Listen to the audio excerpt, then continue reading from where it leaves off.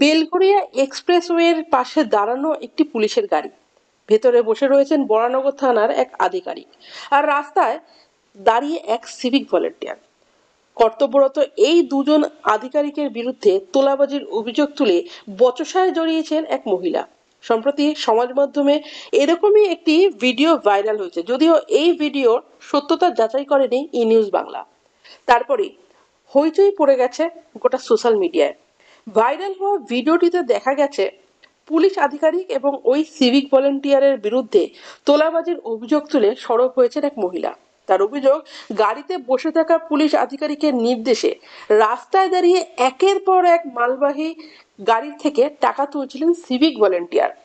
এক পর্যায়ে পরিস্থিতি এমন হয়ে দাঁড়ায় যে কার্যত ওই মহিলার হাতে পায়ে ধরে ক্ষমা চাইতে দেখা যায় তাকে।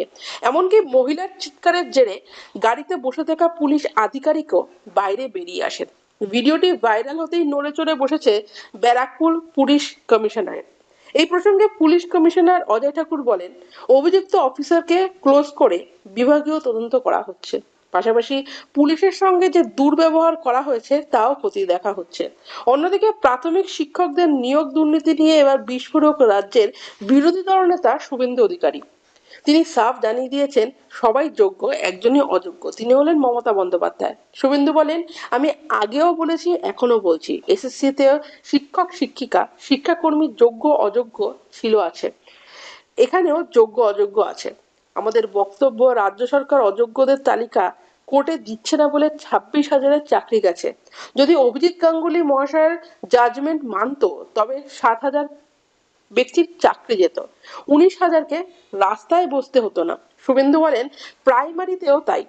পরীক্ষা দিয়ে পাশ করা অনেক শিক্ষক আছেন, সাদা খাতাতে টাকার বিনিময়ে কয়েক হাজার নিয়োগ আছে। আমরা বারবার বলেছি, যোগ্য অযোগ্য তালিকা মুখ্যমন্ত্রী দেবেন না, কারণ তিনি চুরি করেছেন আর ধরা পড়েছেন। তাই বাংলার মানুষকে 8 মাস পরে বিধানসভা ভোট, কোনো যোগ্য অযোগ্য বাঁচতে হবে না, একটাই অযোগ্য, তিনি হলেন মমতা বন্দ্যোপাধ্যায়। এই অযোগ্য মহিলাকে, এই অযোগ্য মুখ্যমন্ত্রীকে বাতিল করে দেন নির্বাচনে। সবাই যোগ্য, একটাই অযোগ্য, মমতা ব্যানার্জি। শুভেন্দু বলেন, নির্বাচন আসছে, আবার মমতা ব্যানার্জি কাঁদছেন।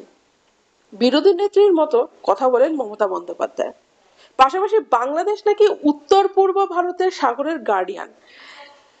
বিগত বেশ কয়েক মাস ধরে এই কথা বলে আসছে বাংলাদেশ, এবং এই কথা প্রথম বলেছিলেন বাংলাদেশের প্রধান উপদেষ্টা মোহাম্মদ ইউনূস। আর এবার সেই গার্ডিয়ান বাংলাদেশেরই চোখের জল, কারণ ভারতের সঙ্গে ব্যবসা করতে এবার সোজা সড়ক পথের বদলে সমুদ্রে নামতে হবে তাদের। এতে খরচ বাড়ছে, লোকসান হবে, ব্যবসা ধাক্কা খাবে। আর তাই গার্ডিয়ান বাংলাদেশের হুঙ্কার পরিণত হয়েছে মিনমিনে আকুতিতে।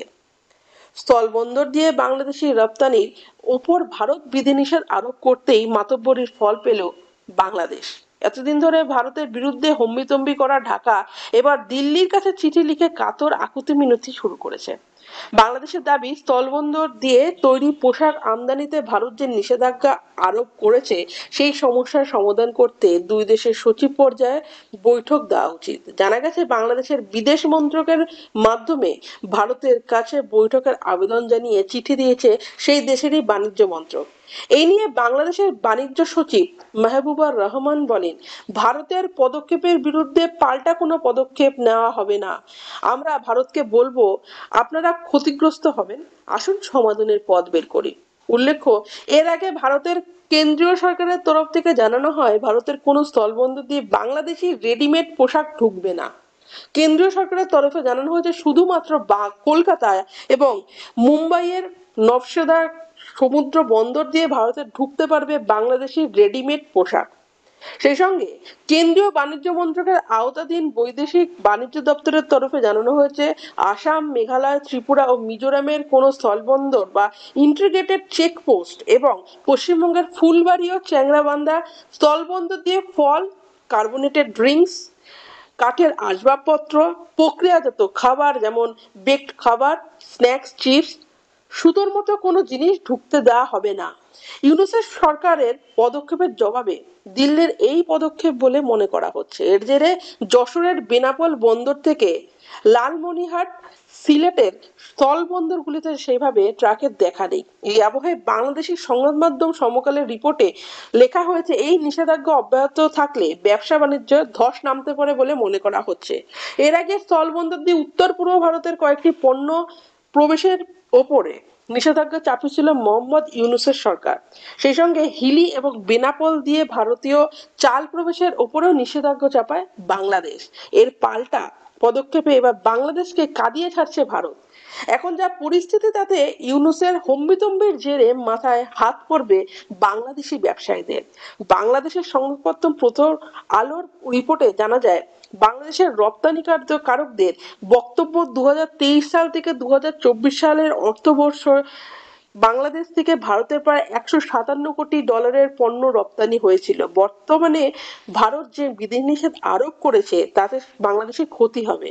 স্থলপথে যে পণ্য 3 দিনে রপ্তানি করা যায়, বন্দর দিয়ে তা পাঠাতে 2 সপ্তাহ সময় লাগবে। এতে খরচ আরো বাড়বে।